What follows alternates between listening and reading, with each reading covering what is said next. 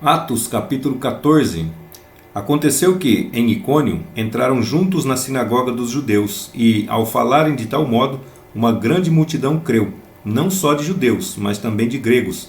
Mas os judeus incrédulos incitaram e irritaram os ânimos dos gentios contra os irmãos.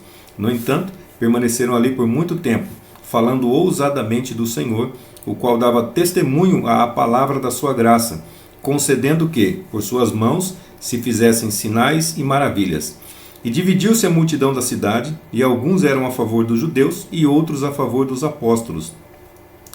E quando se formava um motim, tanto dos gentios como dos judeus, juntamente com os seus príncipes, para ultrajá-los e apedrejá-los, sabendo eles, fugiram para Listra e Derbe, cidades da Licaônia, e para a região circunvizinha, e ali pregavam o evangelho. Em Listra havia um certo varão, aleijado dos pés, coxo desde o seio de sua mãe, o qual nunca tinha andado.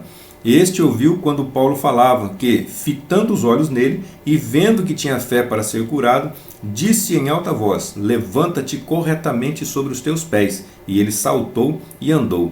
As multidões, vendo o que Paulo fizera, levantaram a voz, dizendo em língua licaônica: os deuses desceram até nós e se fizeram semelhantes aos homens.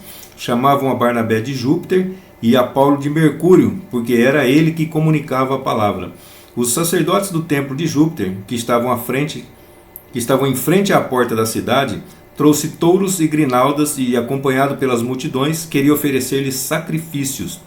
Quando, porém, os apóstolos Barnabé e Paulo ouviram isto, rasgaram as suas vestes, saltaram para o meio da multidão, clamando e dizendo: varões, por que fazeis tal coisa? Nós também somos homens cuja natureza é semelhante à vossa, sujeitos às mesmas paixões, e vos anunciamos o Evangelho para que vos convertais dessas coisas vãs ao Deus vivo, que fez o céu, a terra, o mar e tudo quanto neles há, o qual nos tempos passados permitiu que todas as nações andassem em seus próprios caminhos.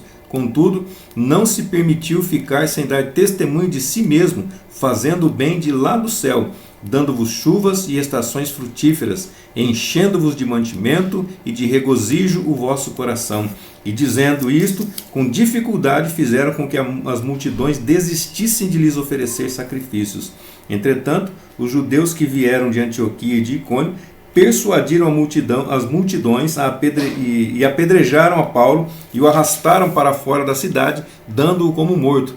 Mas, quando os discípulos o rodearam, ele levantou-se e entrou na cidade. No dia seguinte, partiu com Barnabé para Derbe.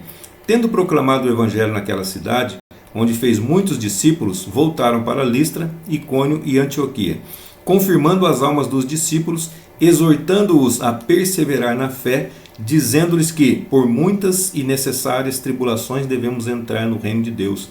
E tendo nomeado presbíteros pela imposição de mãos em cada igreja, e orando com jejuns, os encomendaram ao Senhor, em quem tinham crido.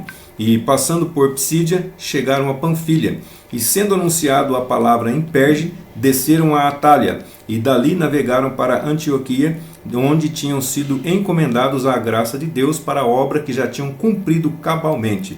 E quando chegaram e congregaram a igreja, relataram quão grandes coisas Deus fizera por meio deles e como abrir a porta da fé aos gentios. E permaneceram ali com os discípulos não pouco tempo.